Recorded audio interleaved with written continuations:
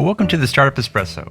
I'm Hall T. Martin, the host of the show, where we talk about raising funding for your startup and the time it takes to have an espresso. I hope you enjoy this episode. Hello, this is Hall T. Martin with the Startup Funding Espresso, your daily shot of startup funding and investing. Today we'll talk about a rolling close. Closing a fundraising round can be challenging given the schedules of the investors. A rolling close is used in a deal that is open to investors who can sign the documents and send in their money on their own schedule.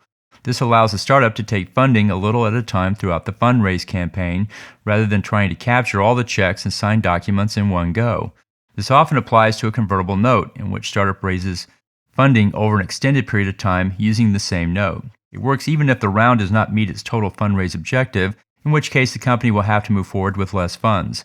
If there's a minimum amount that must be invested to launch a company, then it's better to use a single close method. That way the investors have assurance the company has raised enough funding to achieve the objective. One variation on this is an initial closing with a rolling close following.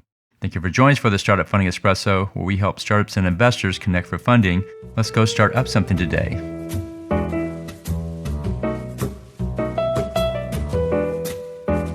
Hall T. Martin is the director of Investor Connect, which is a 501c3 nonprofit dedicated to the education of investors for early stage funding. All opinions expressed by Hall and podcast guests are solely their own opinions and do not reflect the opinion of Investor Connect.